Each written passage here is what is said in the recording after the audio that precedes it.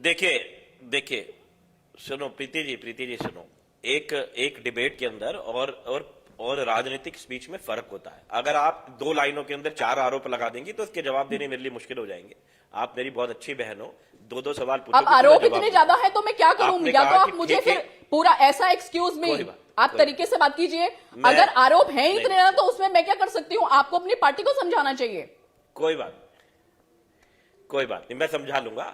मैंने अभी कहा कि आप मेरी बहन हो, तो मैं अपनी बहन की तरह आपको जवाब दूंगा, लेकिन आप पार्टी की प्रवक्ता भी हो तो मैं बड़े संयम से दूंगा। आप मेरी बात सुनो। आपने कहा कि स्कूल के ठेके उनको दे दिए। मेरी बहन, ठेके बहुत सारे स्कूल बने, अलग अलग ठेकेदारों पे होते हैं, आप चेक कर लीजिए। आपको ऐसे नहीं है कि एक ही ठेकेदार ने सारे स्कूल बना दिए गए होते हैं, और ठेके की प्रक्रिया होती है। आप मुझे 7 एमएलए के नाम बता दीजिए और ये बता दीजिए कि उनको किस तरह से कांटेक्ट किया गया था। मैं आपके बीच में नहीं बोला था। राजेश जी ये बताइए कि कौन से एमएलए को कांटेक्ट किया और किस माध्यम से कांटेक्ट किया? आपने तो पूरी दिल्ली में कैमरे लगाए हुए हैं। ठीक है प्रीति जी, एक एक करके सबकी बारी बारी बोलेंगे। राजेश जी जल्दी जवाब दीजिएगा, टीना जी काफी देर से वेट कर रही है। मैंने आपको बहन का सम्मान दिया, एक भाई को बोलने दो। दूसरा आपने कहा कि उनको जानना चाहिए। मैंने कहा कि सीबीआई ने 56 सवाल पूछे, 11 घंटे मुख्यमंत्री जी को बैठा के रखा, मुख्यमंत्री जी वहां पर गए। हम बार बार ईडी से पूछ रहे हैं क्यों बुला रहे हो, एज अ विटनेस या एज अ आरोपी, तो भी उनको नहीं बता पा रहे। फिर उसके बाद में आपने बहुत सारे आरोप साथ में लगा दिए। मेरी बहन, वो दिल्ली के एक मुख्यमंत्री हैं, किसी को भी बुलाया जाता है तो उसका कारण होता है, उसका एक रीजन होता है। वो रीजन बताएं, जरूर जाएंगे कोई। और एक बात और समझिए, हम भी जानते हैं, आप भी जानते हो, ज्यादा नहीं जाएंगे, आप लोग उनको उठा लोगे, है ना। हम भी तो जानते हैं, लेकिन उसके बावजूद भी हम कोशिश कर रहे हैं कि देश की जनता भी इस बात को देख ले। आज का जो हमने आंदोलन करा, आप लोगों ने भी कहीं ऐसा एक मैं टीना जी के पास जा रहा हूं। नहीं, बहुत देर से वेट कर रहे हैं। एक सेकंड सौरभ जी, एक सेकंड अपने टर्म पे बोलेगा। सौरभ जी प्लीज वेट कीजिए ना। टीना जी कुछ कहना चाह रही है, लेकिन सवाल यह कि क्या अरविंद केजरीवाल इस बात से घबराए हुए हैं कि अगर वो ईडी से पूछताछ के लिए गए तो उनकी गिरफ्तारी हो सकती है?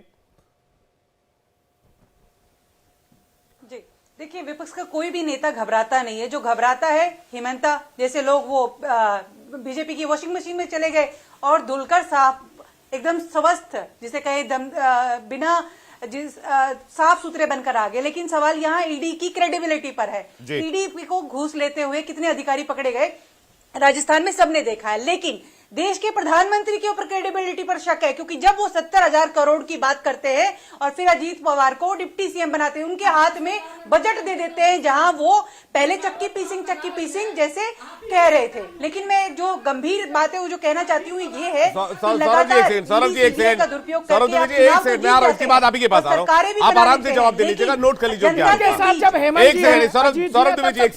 लेकिन जनता के बीच जो मैसेज जा रहा है लगातार, आप देखिए, हम चाहते हैं कि सब लोगों को काम करना चाहिए। विपक्ष के नेताओं को, अगर मुख्यमंत्रियों को अगर ये शांतिपूर्वक काम करने देते तो क्या दिक्कत है। लेकिन इन लोगों को पता है कि ये हारने जा रहे हैं चुनाव, ये चाहे कुछ भी करें, चुनाव इस बार हारने जा रहे हैं। थोड़ा सा पूरी तरीके से। टीना जी एक बात बताइए, आप कह रहे जनता के बीच मैसेज जा रहा है, जनता के बीच मैसेज गया मध्य प्रदेश में 165 सीट लिया है निकाल के, जनता के बीच मैसेज गया छत्तीसगढ़ हार रहे थे, पता चला छत्तीसगढ़ भी जीत लिया इन्होंने, जनता के बीच मैसेज गया, कहा पता चला कि राजस्थान में अशोक गहलोत सरकार रिपीट हो रही है, वो सरकार भी वहां गिर गई, हार गए अशोक गहलोत, कांग्रेस वहां से चली गई, वहां भी बीजेपी आ गई।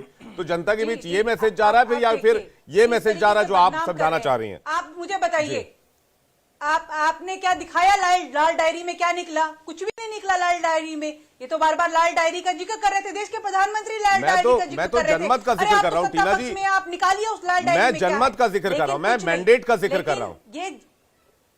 ये अरे तो मैसेज तो बदनाम तो किया ना सरकार को, इन्होंने लगातार बदनाम करने की साजिश की। यही इन्होंने छत्तीसगढ़ के अंदर किया, भूपेश बघेल किया, लगातार झूठ बोल करके अधिकारियों को लगातार वहां भेजाया गया, वो भी चुनाव से पहले। अभी भी चुनाव आ रहे हैं तो फिर से एक्टिव कर दिए गए, लेकिन ईडी के अधिकारी खुद घूस लेते हुए पकड़े गए, उस पर क्या कहेंगे? और लगातार जितने ईडी सीबीआई इनको कठपुतली बनाकर भाजपा काम कर रही है। सत्ता में तो हम भी रहे थे, हमने इस तरीके की टीना जी ये तो कमाल हो गया, मतलब करोड़ों करोड़ जनता इनके झूठ पर विश्वास कर गई, आपकी सरकार पर विश्वास नहीं कर पाई। भाई सौरभ दुबे जी, ये सवाल इस बात का है जो अभी यही तो मायावी शक्ति है इनके पास। अब यही मायावी शक्ति, यही तो हम कह रहे हैं।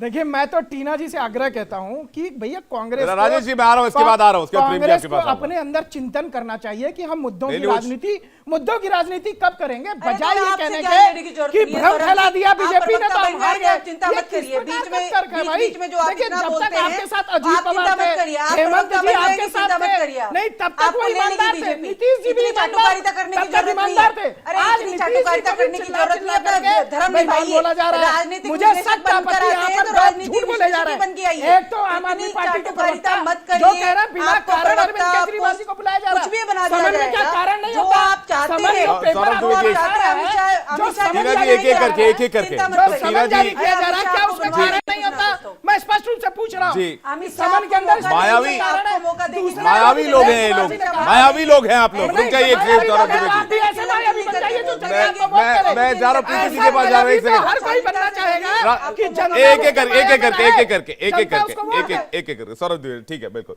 मैं ADC प्रीति जी के के पास जा रहा हूँ। अधिकारी प्रीति बन जी, जाइए तो। क्या मायावी शक्तियां, क्या कौन सी शक्ति रख रखी है आप लोगों जादूगर ने? तो इनके नेता मैं थे ना। वही बहुत ही लोग- हास्यप्रद है आज की डिबेट, ऐसे ऐसे वाक्य में सुनने को मिल रहे हैं, मायावी शक्ति। नहीं, आप ही हमेशा बताइए डिबेट में ऐसे गर्म कि माहौल जो भी नहीं होना चाहिए, प्रधानमंत्री कभी कभी जी माहौल ने- हल्का जो फुल्का भी होना प्रधानमंत्री चाहिए। जी योजना चाय लाई का है, टाइम आज वैसे तक भी हो रहा किसी है। ने सुनी नहीं थी।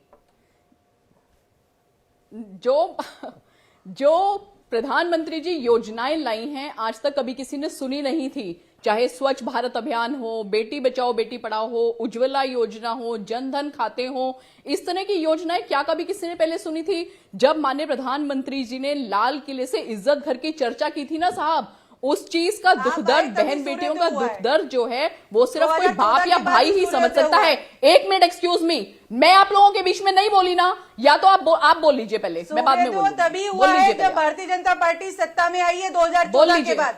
आजादी भी तभी मिली है। अरे महिला आदिवासी राष्ट्रपति की बात कर रही हैं आप, आपने उनके साथ अन्याय किया, संसद में उनको बुलाया नहीं, अब जाकर कहीं वो आई, तो वो उनसे तो हम उम्मीद कैसे कर सकते हैं कि वो किसी आदिवासी मुख्यमंत्री के लिए आवाज उठाएंगी? हमें उम्मीद थी कि देश की राष्ट्रपति इसको लेकर आवाज उठाएंगी कि लगातार ईडी सीबीआई को दुरुपयोग कर 95% विपक्ष के साथ विवेक हमला जी, किया जब जा रहा है, मुझे विपक्ष को बोलना हो तो कमजोर बता किया जाता है, दीजिएगा। लोकतंत्र ठीक का है, गला टीना घोटने जी। का काम किया जा रहा है। ठीक है, जवाब ले लेते हैं। ठीक है टीना जी, जवाब ले लेते हैं इसका। राजेश जी, मैं आपके पास आ रहा हूं। प्रीति जी,